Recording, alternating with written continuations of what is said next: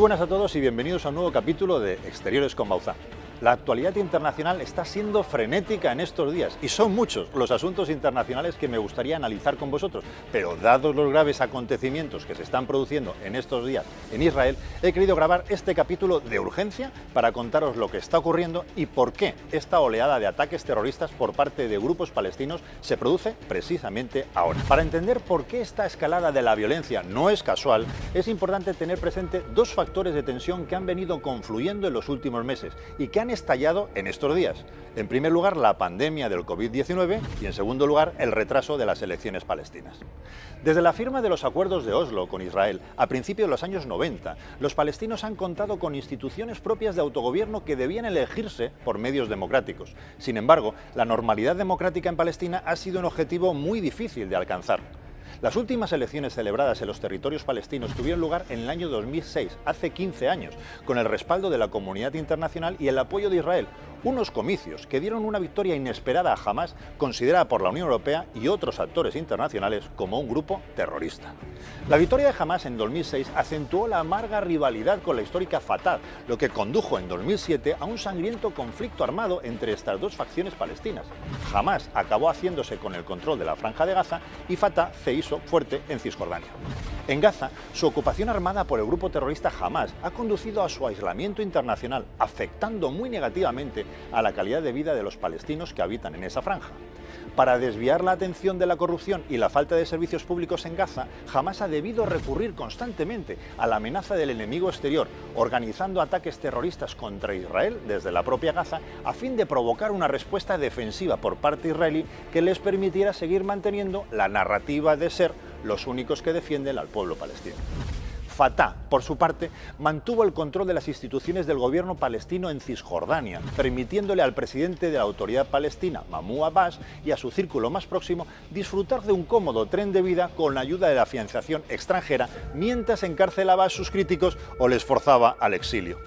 En los años que siguieron, la vida diaria de los palestinos continuó empeorando, por lo que la pérdida de legitimidad tanto de Fatah como de Hamás hizo que ninguna de estas dos fuerzas rivales tuviera interés en ponerse de acuerdo para la celebración de unas nuevas elecciones. Esta situación se mantuvo durante 15 años, hasta que finalmente las consecuencias sanitarias y económicas de la pandemia del COVID-19 desplomaron la legitimidad de las autoridades palestinas y de Abbas en particular, muy dañada por la percepción generalizada de corrupción y de mala gestión.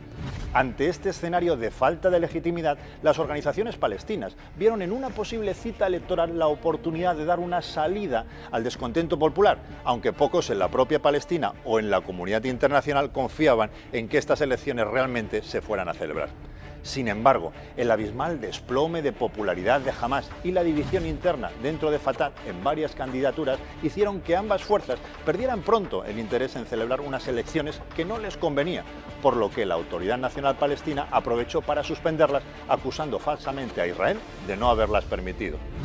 Ante su desprestigio y el descontento popular agravado por la crisis del coronavirus, estas facciones palestinas, y especialmente Hamás, necesitaban avivar la amenaza del enemigo israelí para reagrupar a sus seguidores y desviar la atención de sus problemas internos. El pretexto perfecto lo encontraron en las recientes tensiones que se han vivido en Jerusalén entre manifestantes palestinos e israelíes, con la policía israelí intentando mediar para evitar que el conflicto escalara. Pese a los esfuerzos israelíes por evitar mayores incidentes, incluyendo la prohibición temporal a los propios judíos de rezar en el monte del templo y el desvío de las marchas con motivo del Día de Jerusalén, de gran simbolismo para los israelíes, las provocaciones por parte de Hamás han seguido aumentando hasta los dramáticos acontecimientos que hemos visto en los últimos días.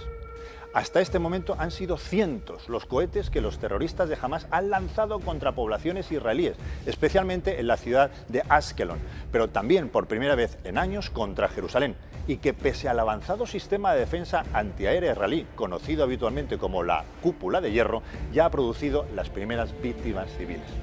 Israel es consciente de que estos ataques obedecen a una estrategia perfectamente calculada por parte de extremistas palestinos para provocar una reacción aún mayor y atraer las críticas internacionales contra Israel. Por ello, está ejerciendo una extrema cautela en lo que, por otra parte, es su legítimo derecho, obviamente, a defenderse. La situación sobre el terreno es muy preocupante y la perspectiva de una escalada mayor de la violencia resulta especialmente seria cuando se observa la situación general de inestabilidad que se vive en Oriente Medio. Deberemos estar muy atentos a ver cómo evoluciona la situación en los próximos días, pero frente a los intereses de ciertos grupos palestinos en avivar la violencia y forzar una escalada, los europeos tenemos el deber de no caer en esa trampa y de analizar fríamente los intereses que se ocultan detrás de esos acontecimientos. Tampoco podemos caer en las medias tintas ni en las justificaciones sectarias que hacen algunos ante el bombardeo masivo de ciudades israelíes por grupos terroristas, incluida en la propia ciudad de Jerusalén, en la que las religiones que en ella conviven y la veneran han sido objeto en estos días de un ataque cruel e indiscriminado. Queridos amigos, hasta aquí el Exteriores con Bauzá de hoy. Espero haberos ayudado a despejar un poco esa niebla de guerra que envuelve en estos momentos y en estos días a Oriente Medio y sobre todo a entender mejor la complejidad de un conflicto que continúa desangrando la religión y que en este caso es la población civil quien paga los intereses de grupos criminales y de grupos terroristas. Así que amigos, nos vemos en mi próximo vídeo.